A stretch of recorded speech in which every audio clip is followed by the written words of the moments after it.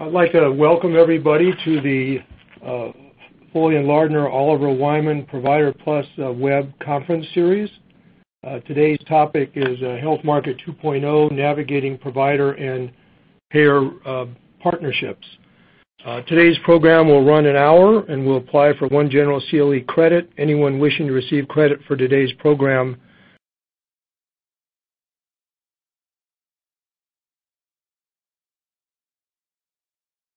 must enter the code when announced during the polling question. All New York, New Jersey, and Kansas attendees applying for CLE credit must fill out an attorney affirmation form and write down the course code.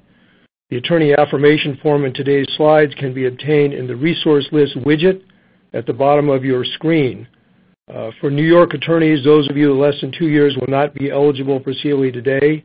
Completed affirmation forms should be mailed to Christina Wade, cwade@foley.com.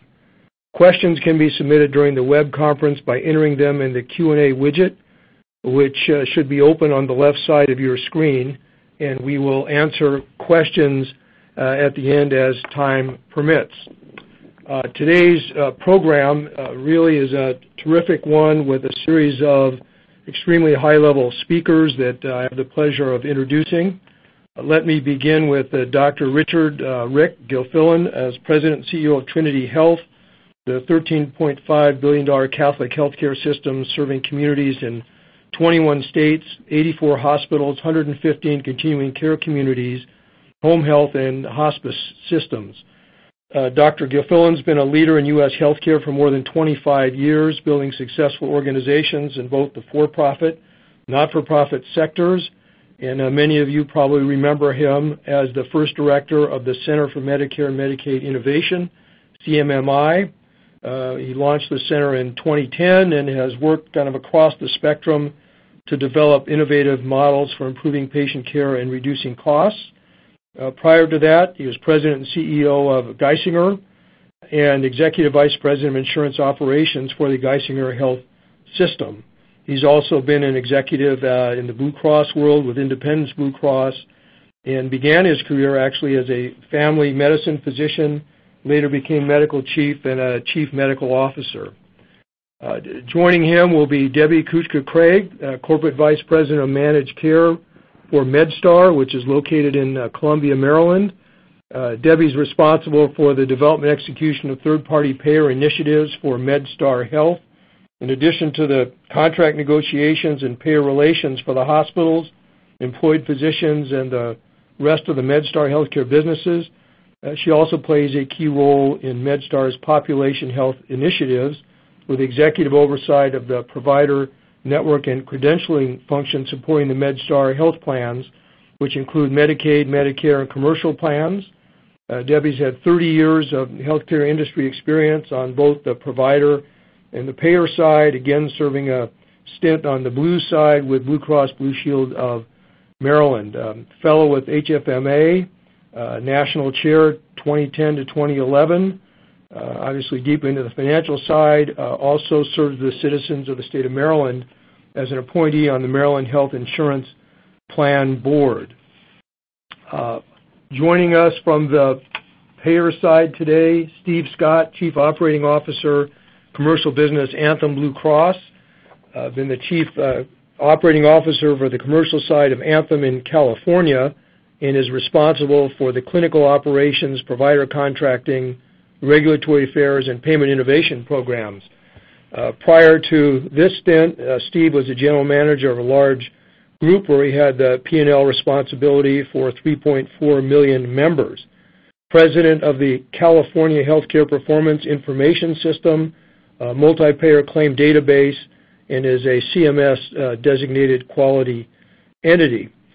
Steve's been with Anthem for 21 years, and joining me as one of the partners in crime, Sam Glick from Oliver Wyman in the Health and Life Sciences practice, focusing on consumer-centric healthcare, working with providers, health plans, employers, again focusing on the provider-payer delivery system sort of across the country in a wide variety of capacities. And I'm Mark Waxman, one of the partners in the Foley and Lardner law firm. But let me just say that we welcome all of you tuning in today. Obviously, I was saying a little before we started that we got lucky. The Supreme Court didn't rule today. Maybe if we have time, we'll do some speculation at the end. But really, we want to focus on the payer-provider sort of interface and what's really happening in that space today. And with that, let me just turn it over to Sam Glick for some introductory overview, and we'll run from there. Sam? Terrific. Thank you, Mark, and delighted to be on the phone with everybody here today. My goal before we start the conversation with the real experts in the field who will follow me is just to set the stage a bit for why we're having the conversation that we're having now, why we're seeing the kind of creative partnership activity between providers and payers and actually a whole number of other players in the healthcare ecosystem, and why this time around is different. We're celebrating the 50th anniversary of Medicare this year. We've been in various versions of commercial shared savings and shared risk programs for 30-plus years. We've had Blues plans in existence actually for over 100 years now in this country. And so I wanted to spend a minute on why the world is different now, why what's going on now in terms of payer and provider partnerships might stick and might stick differently, and why the business really has to change. And, in some ways, if I look at this from the side of somebody running either a health plan or a health system, what's on the screen now in one slide highlights why we're seeing the real compelling case for change that we are now, and why we're seeing the degree of activity that we are now in new types of health products, new types of contracting, new types of engagement between players that traditionally have been adversaries in some ways. On the health plan side, post-ACA, the operating income of a traditional fee-for-service broad network health plan is going to go down by 32% between now and 2020. We're seeing, as a proportion, Medicare and large group ASO grow, but overall profitability, overall operating income from these traditional regulated fee-for-service products decrease. And this has led to health plans to have to fundamentally relook at their business and operating models for how they align incentives with those that control a big portion of the cost and their profitability, and to look at the capabilities they need. The traditional capabilities required to be a successful health plan were all about underwriting and risk pooling and product design and negotiation and managing a product and managing a network. And now the new world of the health plan is about understanding the consumer, going from being a B2B business to being a B2C business, to thinking in terms of partnership rather than thinking in terms of negotiation, to expanding a portfolio as the core business has become more and more regulated, to get into unregulated businesses or less regulated businesses around ancillary benefits and new creative types of direct-to-consumer offerings. And so, the health plan imperative for doing this is really one of survival. We've seen a temporary bump in health plan valuations. We've certainly seen a lot of M&A buzz over the past few months and days. But fundamentally, the structural economics have changed, and health plans have to find a new way to do business. The same story is true in a very different way in the health system world. We have now moved, starting to move away from a world where the traditional health system model of playing Robin Hood works. The traditional health system model was to make 40 cents on the dollar if you could on every commercial patient who came through the door. If you were really good, break even on Medicare and use that money you made on commercial patients to serve your mission and to deliver Medicaid and uncompensated care. And we are seeing a temporary bump because of the newly insured due to the ACA in health system operating income, but that is surely temporary. We are going to see challenges due to mix changes, due to collections issues, due to rate compression in a traditional fee-for-service world, where our forecast is that the average health system by 2020 goes from making an average of about a 2% operating income to a little under negative 8%. And that has huge impacts not only on individual health systems, but on our ability to deliver health care affordably to Americans across the country. And so a tough business really did just get a lot tougher. And innovators like the ones on the phone today have taken a look at this and said, our operating models have to change. Our business models have to change. We have to think differently about how we engage with one another if we don't want the story that you see on this slide to become a reality. A big piece of that change, and I suspect that most people listening in today are quite familiar with it, is the move to value. We sit in a world today where nearly a quarter of managed care dollars are flowing through some sort of value-based contract. Little less than half of that are real shared risk, upside, downside. Right now, predominantly still pay for performance, mostly upside and bonuses. But a quarter of the dollars flowing through that nearly here in 2015. Consensus estimate is it'll be north of a third by 2018 flowing through those sorts of arrangements. And this fundamentally changes the conversation between payers and providers. Not only is this about better care for patients, and about better incentive alignment and sharing risk, but it's a different way of engaging between payers and providers. You know, the traditional managed care relationship was in many places a bit adversarial. It was putting the best negotiators on both sides of the table. It was about making trade-offs between rate and volume, and about really sort of doing the best in an adversarial system to get the best deal that either side could. We're now in a world where those fee-for-service kind of negotiations have to continue, but value-based reimbursement is really about shared destiny and shared fate between payers and providers.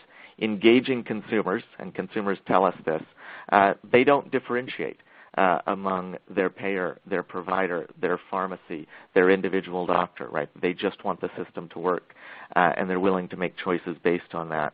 And so we're seeing whole new ways of organizing both structures, and we'll talk about that in a second, in terms of contracting structures and products, but also new ways of organizing managed care teams, where we're now starting to see separate teams where the traditional fee-for-service negotiators aren't actually able to come together and talk about real ecosystem partnerships. And so we're seeing dedicated teams be built with a longer-term view, much more in the spirit of kind of what we might see in other industries like Silicon Valley and big tech, where it's much more about building that long-term partnership, and there's just too much baggage for the traditional managed care team to do that. Medicare, and I hope Rick will talk about this a little bit, is pushing this to go even faster. Medicare has come out and CBO has forecasted that MA plans are going to outperform fee-for-service by 2020 and come in 6% lower. HHS has come out and said that their goal is for 85% of all traditional Medicare payments to be based on quality or value by 2016 and 90% by 2018. And this is really throwing down the gauntlet. This is really saying to health systems, you have to be able to control these costs, and this is creating both opportunities and risks for all of the managed care organizations that are building MA plans. So this means a lot of things, particularly for health systems. This is not, in this hour, are we going to be able to get into the details of population health and everything that means. But this is a fundamentally new way of delivering care and engaging people, taking healthcare from being a transactional business to being an information relationship-based business. It's about new competition, whether it be from retailers or telemedicine or both domestic and international medical tourism. It's about new partners. It's about getting engaged earlier in the wellness and health cycle. But the top thing on kind of crossing this chasm here is about new risk and profit models. It is fundamentally about a new way of commercializing what health systems have sold in a pretty traditional way for many years. And to that point, you know, we are seeing incredible interest from health systems in developing new avenues for commercialization. This is the past couple of years have been record years for health systems, either looking at or filing for insurance licenses across all 50 states, for innovative employer and health system partnerships, whether what we see with the United Auto Workers in Detroit, what we see with Boeing in the Pacific Northwest, what we've seen with Walmart and Centers of Excellence, and quite literally hundreds of local employer partnerships, new approaches to MA, and new approaches to risk sharing and co-branding. You know, Medica in Minnesota launched a private exchange that had only 4 different provider-branded ACOs, right? So instead of calling the health plan, you know, the PPO Choice 17 or the HMO 3200, they named it after the health system and really took advantage of how to engage consumers in that way. And then we're seeing health systems develop all sorts of independent service offerings, whether that be critical illness and ancillary insurance partnerships, whether that be new ways of buy-ups or serving other health systems that might be smaller or less sophisticated in terms of provider support. The last thing I'll say is this works, right? We know as we look at experiments across the country that when payers and providers get this right, and it's really hard, and my colleagues to follow me here are going to talk about why this is hard, but payer-provider integration really works. Whether it's Iora Health in Atlantic City in partnership with Unite Here, who was their union payer, whether it's CareMore, an integrated MA plan recently acquired by Anthem, or whether it's the data that we see for MA plans, where 12 out of 13 five-star MA plans across the country are payer-provider integrated. That's really a staggering stat. You know, we are now in a world where MA plans are getting their stars ratings and their compensation based on something that is two-thirds controlled by the health system. And so that is forced collaboration, that is forced partnership, and when it works really well, and that's exactly what we see in the MA results.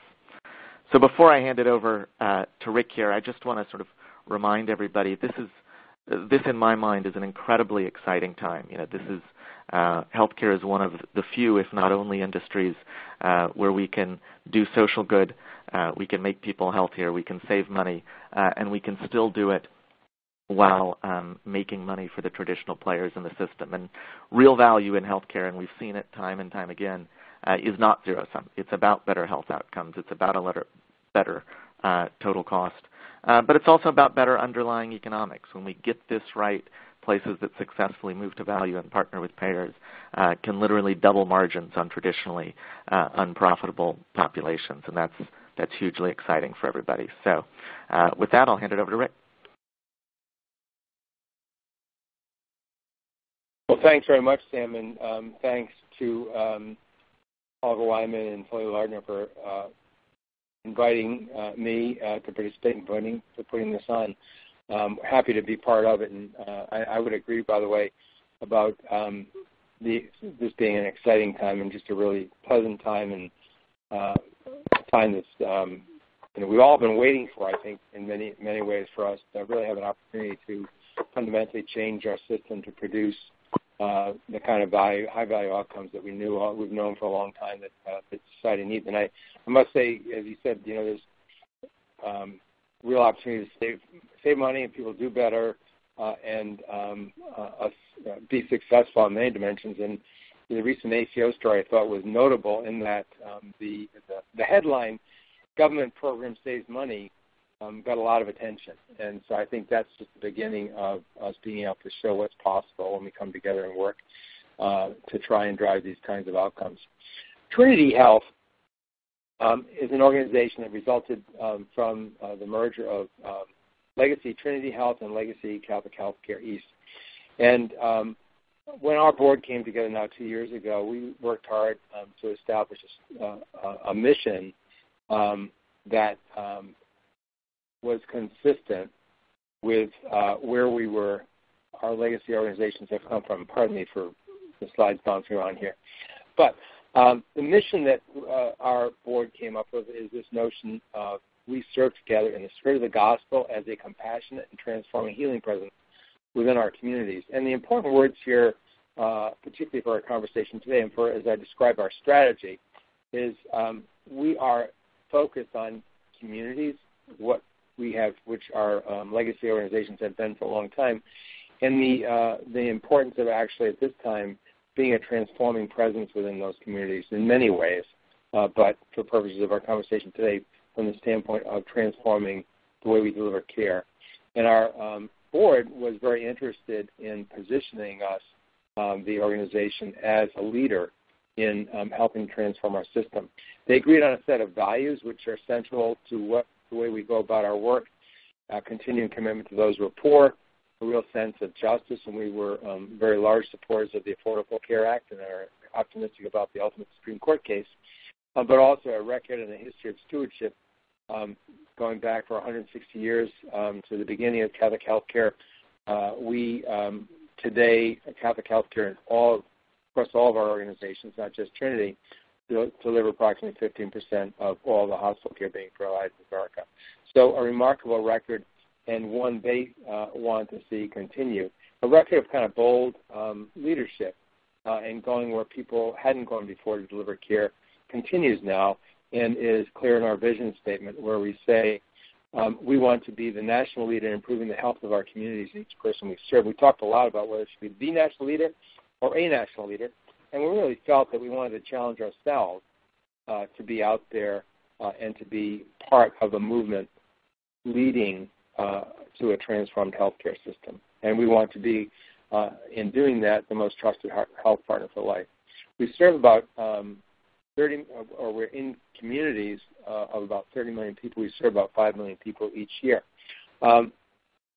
We have a large system, as Mark mentioned in the intro, 20 regional health ministries across 21 states, 84 hospitals, a lot of employed physicians, affiliated physicians still, however, make up the majority of the care or deliver the majority of care that we deliver, and about 1.5% of all the babies in America are delivered at our facilities. We're very proud of that.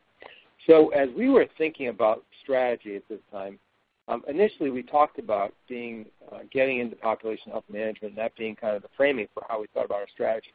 But the more we talked about this, the more we thought about it, we realized aspire to be more than that in a sense.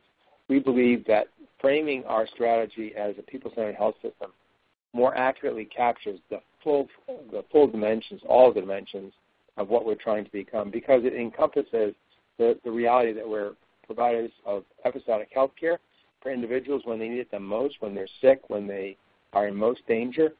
And that's a big part, obviously, of what we've done historically, and it will be of what we do in the future. We know we need to get better at population health management and build the capabilities to do that, and we're moving in that direction. And we also know that we have to focus on improving the underlying determinants of health in the communities that we serve. So our framing, our strategy for these times is to build a people-centered health system together. And together has many dimensions, means all of us working across our different ministries, but it also means working with partners, and specifically with payers who are our partners in many of these markets. We'll measure our outcomes in terms of the triple aim with better health, better care, lower costs. We've got 5 focus areas in the strategic plan, 17 initiatives that we're working on executing right now, all built on a base of physician and clinician collaboration. People-centered care is where we talk about the transformation to ACOs, to bundle payment for care improvement models, episode-based payment models, improving our care experience, and really are talking about the transformation of the way we deliver care, our clinical model, and the way we get paid for that care, our business model. So we've built a fair bit of population health expertise already. We're continuing to build on that now. A large commitment for ACOs as well as bundle payment programs. Will have about $400 million involved in bundle payment programs as we go forward. So let me stop there and turn it over to Debbie. Thank you, Rick. Good afternoon, everyone, or good morning, I guess, depending on where you are. MedStar Health, the footprint, I'll advance the slides here. We serve the Maryland and District of Columbia area. And the slide in front of you probably is more of a historical scorecard for hospitals when you look at admissions and ED visits and that kind of thing. A lot of the focus at our system has been on the non-hospital components. 1 in 5 people get their care from MedStar in our region. But a lot of the intense focus is on the non-acute components of our system and really have been for years. Ironically, a lot of those services, in my opinion, the post-acute, the coordinating care functions are areas that have historically not been really valued by the payers in the past, and now that they are essential, there's a lot of focus on that in terms of their long-term sustainability. So at MedStar, we've been fortunate that for some time we've been thinking outside the 10 hospital walls and trying to develop competencies within our system that we believe are essential to showing value. And quite frankly, the comment was made before about provider and payer integration. There are some real components when you look at the care management functions that we believe as providers we should be able to do the best, and we need to be collaborating on that. Our CEO coined the phrase distributed care delivery network some time ago, and we talk a lot about systemness, which we believe in strongly. We work very hard to ensure that we have the patient front and center at all times, putting quality and safety first. It's paramount. We're on our journey to be a high reliability organization. And the research and academic component continues to be increasingly important as we look at health services research and look for improvements in the redesign of our care model around patients. The other thing that we're focused on are a lot of systems across the country is, performance transformation and how we can reposition our cost structure.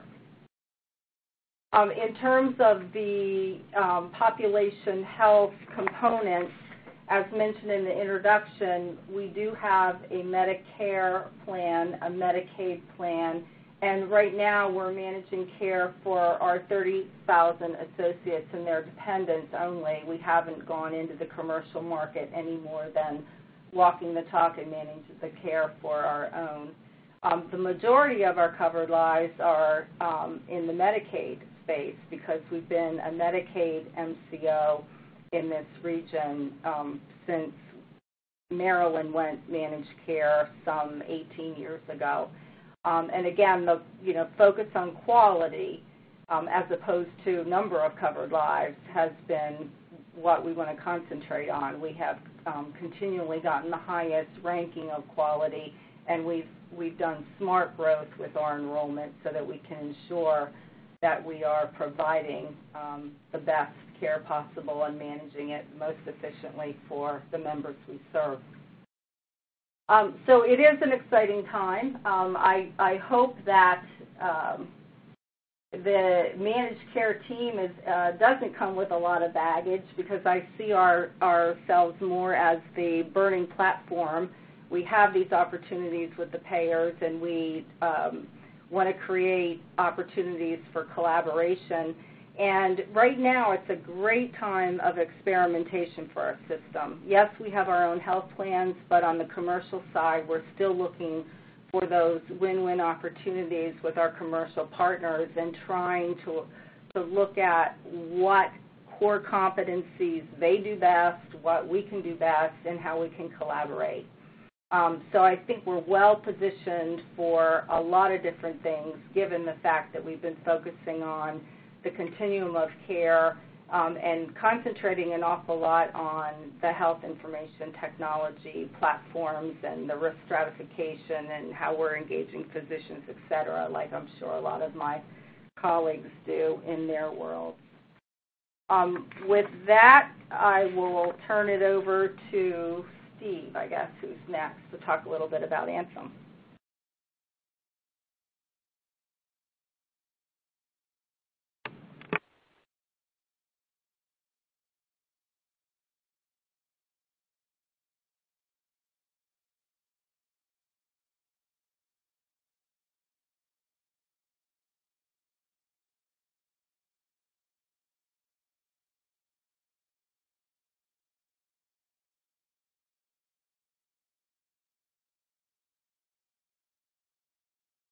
Steve, are you there? You know what?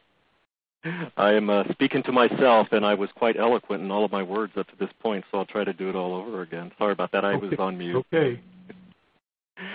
So I want to thank Oliver Wyman and Foley Lardner for hosting this session today. I agree that this is one of the most exciting times in our industry and for all of those of us who have the benefit to be a part of it. I represent Anthem. We're an organization that has emerged to now represent 39 million Americans. Nearly 1 in 9 million Americans are members of Anthem. we have a purpose statement, and I enjoyed hearing Rick's discussion about their vision as well. And our purpose statement reads, "Together, we are transforming healthcare with trusted and caring solutions." And the word "together" was very deliberate. Our purpose statement was developed from work that was done throughout our organization of all associates that got together to define what our core values are and our culture. And that was the word that rose to the top. It's the best opportunity that we have to make a difference in the marketplace is working together with the healthcare delivery system. So today we represent 14 Blue Cross or Blue Shield plans throughout the country. And in 19 states we have a presence with our Medicaid business. When we look across the landscape, we have multiple areas that we try to be available to represent consumers wherever they may reside. So we have a mix of both commercial business through large employers, individual consumers. We participate in exchanges in all states where we do business. One of the fastest growing areas of our enterprise is in the government sector with the growth of Medicaid and dual eligibles, which now represents about 33% of our members across the enterprise. I want to speak mostly about the work that we've done in the provider collaboration and the movement towards pay for value. So today, roughly 75% of our inpatient admissions are involved in a contract that is associated with pay for value or that has quality gate components associated with it. Nearly 30% of our commercial payments are now under a value-based contract through 143 accountable care organizations. And we have value-based arrangements with over 42,500 physicians throughout the country. We've been involved in the development of ACO programs for nearly 3 years now, and we're now at the point where we have the results of those programs to demonstrate. So we've seen nationally that we expect 4.4 million members to be involved in value-based payment programs before the end of the year. On a national platform, these programs have demonstrated a cost reduction of 3.3%. And I like to pause on that for a moment because I'm often met with the question of, gee, 3.3% doesn't seem like an awful lot of money, is it? But if we think in terms of what that represents, reducing costs by 3.3% is the equivalent of cutting average national health care trend in half through a single initiative. And I can't think of any other programs that can develop comparable results to that. So it is very meaningful. And we see that is being achieved through a reduction in hospital admissions, outpatient surgery, and reduced emergency room spending. Mostly it's available from our ability to help doctors with the ability to provide more information. One of the value that we have of representing 1.9 or 1 out of 9 Americans is that we have data on 39 million Americans, and we can use that data to help physicians in their practice by providing more information about their patients. We recently released results of the work in California. We have 19 medical groups under contract with the program that we call Enhanced Personal Health Care. We also manage a separate program for rural physicians. And in California, we have over 550,000 members that are affiliated or attributed to these programs. We expect 700,000 by the end of this year. But the results from last year on the groups that we have measurement of showed a 7.3% reduction in admits, 3% reduction in days, and an increase in generic drug compliance rate. But what is most exciting when we look at what is producing the results of these programs and how medical groups are investing the care management dollars that health plans and Anthem have contributed to them, we see greater use of remote monitoring, telehealth visits, and many are embedding care managers that are often accompanying the patient during their physician office visit. They're staffing dietitians and pharmacists and social workers and really focusing on the individual's whole health and other barriers that could be preventing them to have access to the necessary care, such as family, psychological, or transportation issues. So I'll pause on that so we have plenty of opportunity to respond to the questions, but I would agree that this is certainly one of the most exciting times for us to be involved in this landscape. Well, thank you very much. Good introductions from everyone. Let's turn to sort of the questions that we wanted to ask and have a general discussion about. The first question is, there's a renewed focus on value-based delivery of healthcare and the pursuit of the triple aim. This is similar to what we heard in the 90s, where there was a discussion then about bending the cost curve, moving to capitation, creation of IPAs, close relationships between providers and payers. Actually, a fair number of provider-sponsored plans started, but something happened, and it didn't go that way. And the question is, will the results be the same this time, or is there something that really says something different is going to happen as we move forward over the next few years? And Rick, perhaps we can start with you on that one. Certainly, Mark, and I think Sam did a nice job of commenting on a variety of factors that are fundamental drivers that we're facing this time that we didn't last time. But in my mind, simply put, we've got a marketplace that's in a very different place, I think, right now, that is employers are pushing more and more kind of responsibility to their employees. We've got retail markets that are where individuals are purchasing coverage for their families, looking for what's valuable to them. That's very different from having an HR department be making that decision. So I think that there's a fundamental driver here which is very different from the last time. Secondly, I think last time we thought that something was going to come from the government in the way of a major drive and support for transformation. Of course, that did not materialize last time, but this time it has very clearly with I think federal payers, CMS, and states in many ways pushing us all towards delivering higher value. I think we actually know a lot more this time than we did before about how to measure quality. We're conscious of the need to make sure that this is a people-centered experience, not something that's just done from the insurance side or the provider side. And so I think that many of the key dimensions are very different this time. And we've already gone, I think, much further, both in terms of trying new things and demonstrating that, as Steve said, that these programs are being able to demonstrate added value. So those are all reasons that I think this will be different from the 90s, and we're on a one-way street here towards a transformed health system. Debbie, you have some thoughts on this one? I agree with Rick. I think this time it is for real. It's long-lasting. In our Mid-Atlantic market, going back, it didn't feel the same in terms of the collaborative kind of spirit. And for much of that time I was on the payer side as opposed to with an integrated delivery system, but it still was more of a win-lose kind of scenario. And what I'm seeing now is a real sincere intent to collaborate, innovation like never before. I mean, when one considers all the emerging players in the healthcare space, there are so many additional opportunities to really make it a wonderful patient-centric experience and to look for partners that have competencies that whether you're a payer or a provider you don't have. So I see it very different in terms of the stakeholders. And then much more sophisticated information technology with the electronic health record and the various risk stratification systems.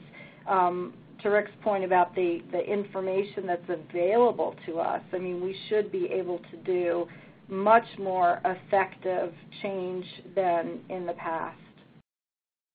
All right, Debbie, thanks. Let me just, an observation as someone that looks at managed care contracts nationally, there's, notwithstanding the comments about payer-provider convergence, there still seems to be an awful lot of discussion of narrow networks and the adverse impacts of those that are excluded and some who are in, network configuration clauses, most favored nations, and sort of some of the still, I guess, grind of contract administration.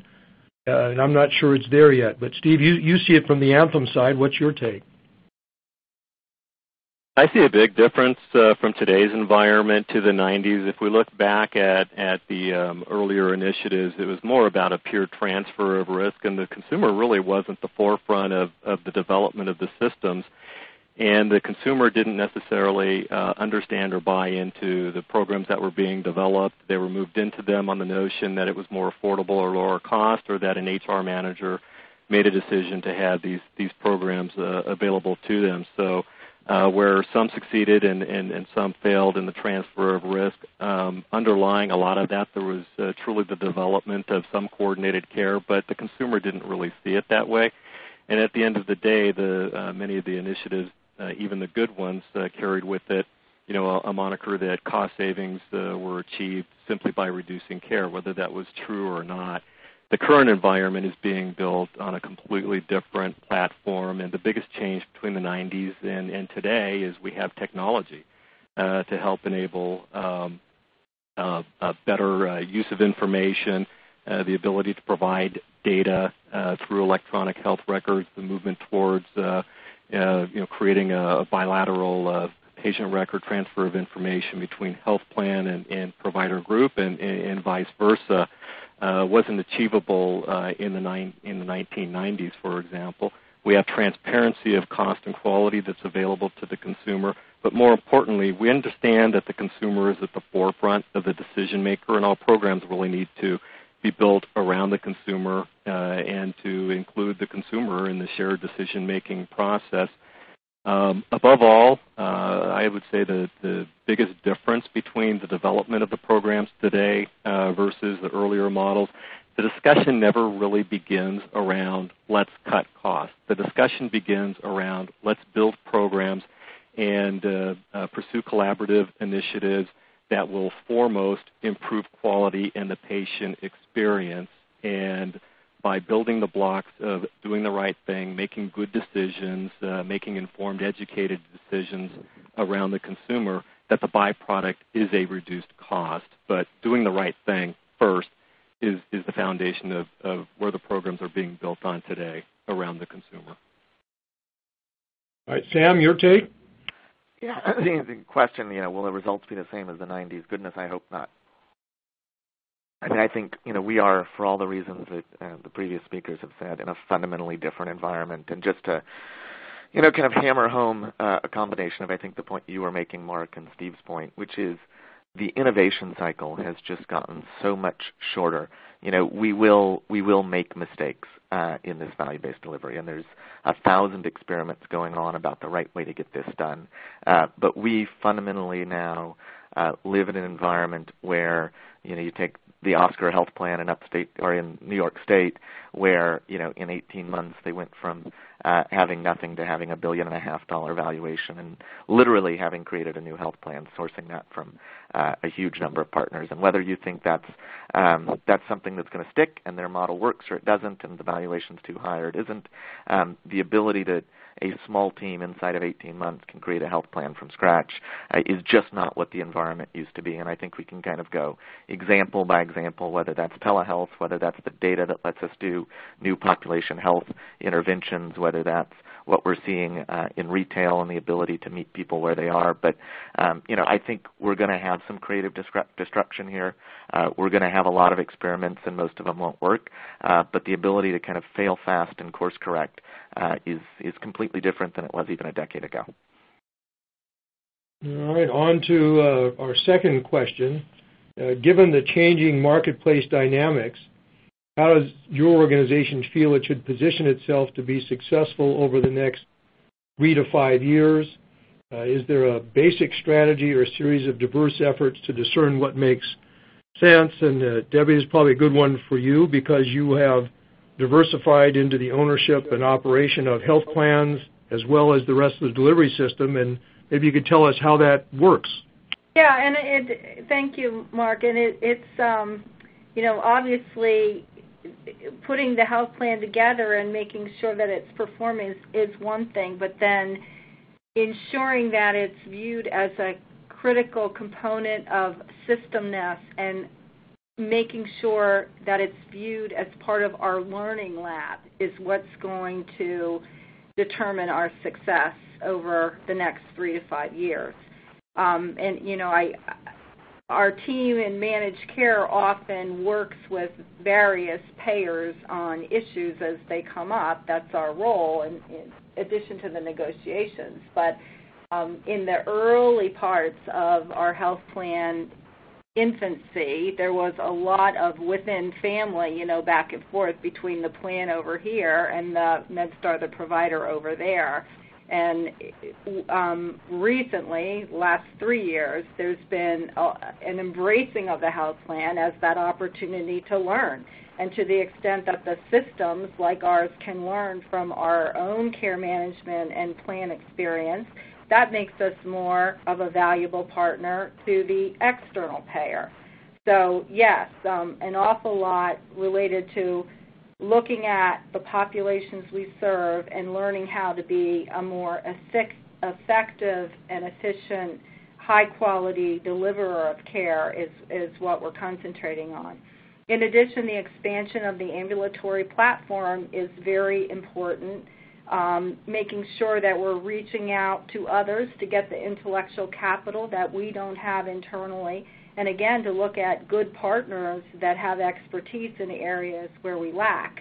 The organizational learnings, along the way is really important in ensuring that we're nimble enough that if one thing is not working, then we can redirect resources and execute appropriately. But at the bottom line, it's all about this intense focus on the patient from a quality and safety and convenience perspective, so that we can really be a differentiator in our market. All right, and Steve, I guess from the plan side, you talked a little bit about changing dynamics. Maybe you could comment on this one, and in particular talk about the viability of you being both, similar to MedStar, a provider and a payer. Mm-hmm. So I talked earlier about the 3 pillars that we're focused on as an organization, and this will drive our strategy over the next 5 years. Provider collaboration, focusing on doing what we can to help healthcare be affordable by focusing on the total cost of care, and probably foremost, our emphasis on consumerism. This is an area that has our biggest focus as we look to the future, that 70% of our growth will come from individuals making their decisions as a consumer. And this is important in 5 areas when we look at the consumer. The distribution channel is changing. Carrier selections are increasingly moving from the employer to the consumer. Next, we're also seeing that network and product design are extremely important. Nearly 33 million consumers are in high-deductible plans, and that continues to be one of our fastest-growing product choices as well. So having the networks that are going to be available and necessary to support the price points and access are incredibly important.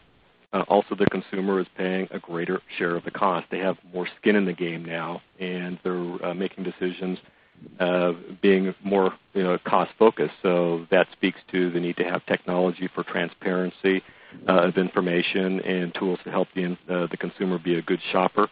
And lastly, the consumer has heightened expectations, much more so than they have in the past. They're familiar with brands that are quick and user-friendly, such as Amazon, FedEx, Uber, et cetera, and they expect the same from the health system and their health carrier. So that's an area of focus that will certainly drive our strategy moving forward, and we think that the area on consumerism speaks to our other pillars as we work on collaboration with the delivery system as well. Sam? Yeah, I think sort of building on what everybody else has said here, the thing I'd say is in order to realize the kinds of market changes that Debbie and Steve have described, we've got to start embracing complexity in this business, whether you're a payer, a provider, or some other player in the system.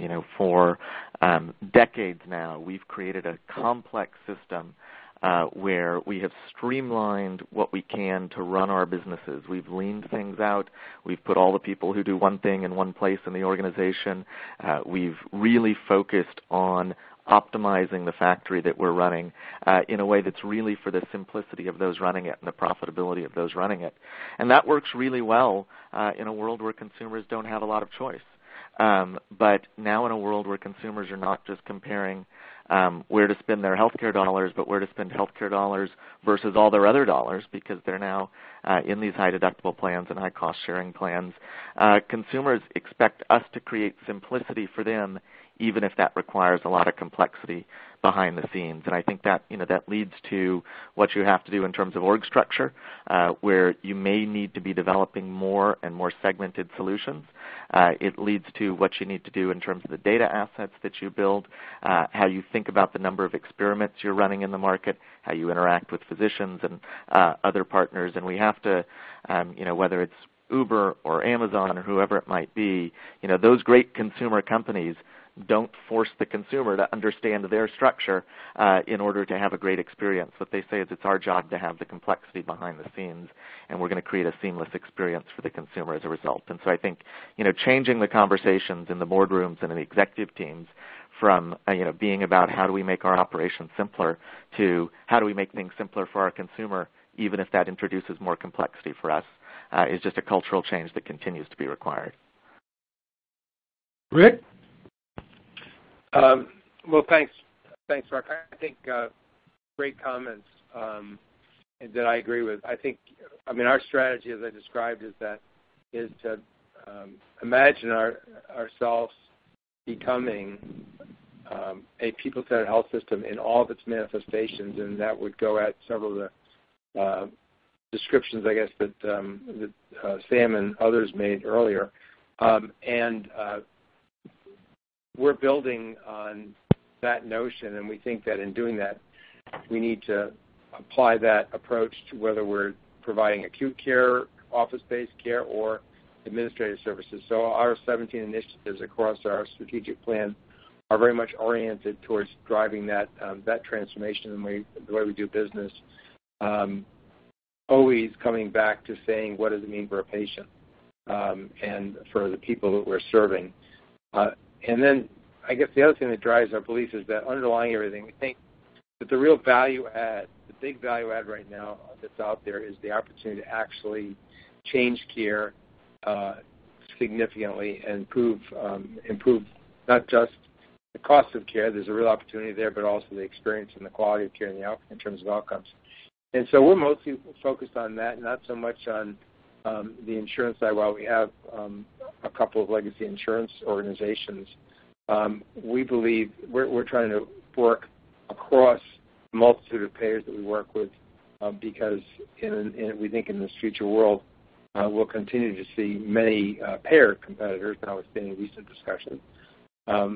Presumably, there'll be lots of different payers out there. We want to find ways to partner with all of them and be able to offer our ability to deliver high-value outcomes to as many people in our marketplace as possible. All right. Look, let me just to make sure we get it, and I'll try and do it again, but in the event I don't, for those looking for the code, it's QF2U. Q is in quotient, F is in Frank, 2 TWO, and U. So if you need the credit, you should probably enter that code now.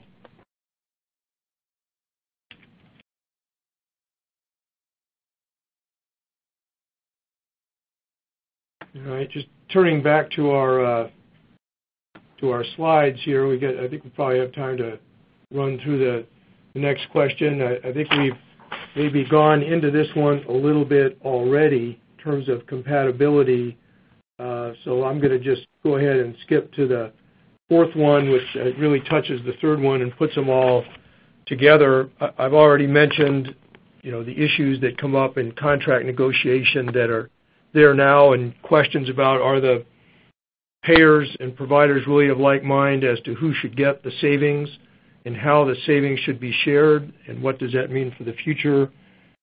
That's really a segue into this bigger question: can providers and plans, other than sharing data and other than agreeing on the particular, maybe episodes, can they really be partners, and what will that take? And Steve, let me start with you.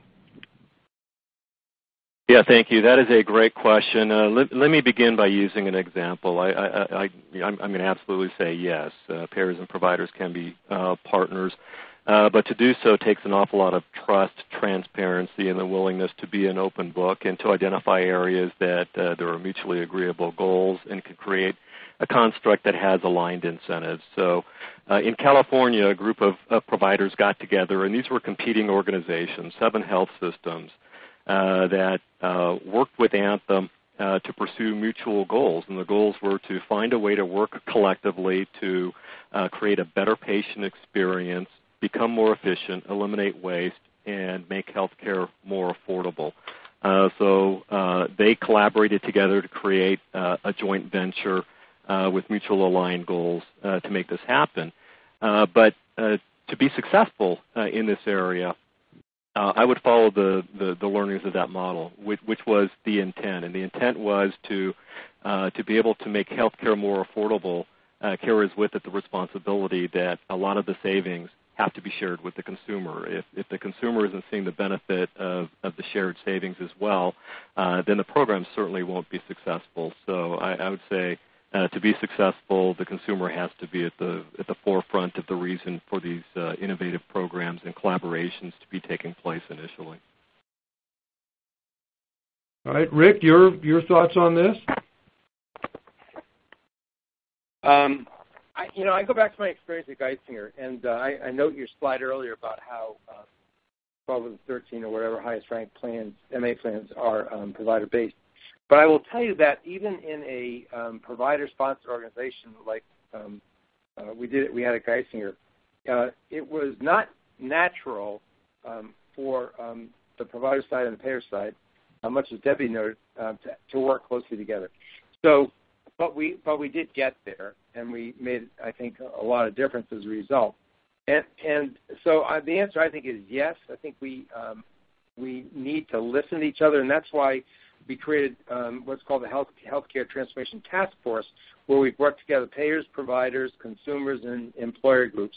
And we have about 35 organizations now sitting around working together to develop common recommendations to CMS, common models to use. And the goal there is to try and, at a national level, develop as much common understanding, shared recommendations, et cetera, as we can. And so I think Steve is right. It has to start from the patient. It has to be people-centered. But I think we're all there. And I think if we are conscientious about listening and creating structures where we can work together and recognize that everybody has to benefit, but the patient first, I think it is possible. And I think it's happening. All right. Well, we've come to the end of the hour and engendered a lot of good discussion. We'll probably go on for another few hours. But let me thank everyone for participating. Remind folks the code is QF2U. And at the end here, the survey will automatically pop up. And so we'd ask everyone to take the survey. And thanks, everyone, particularly our speakers, for participating. And if you have questions afterward, just drop us an email. So everybody have a good afternoon, and thank you very much. Bye-bye. Thanks so much.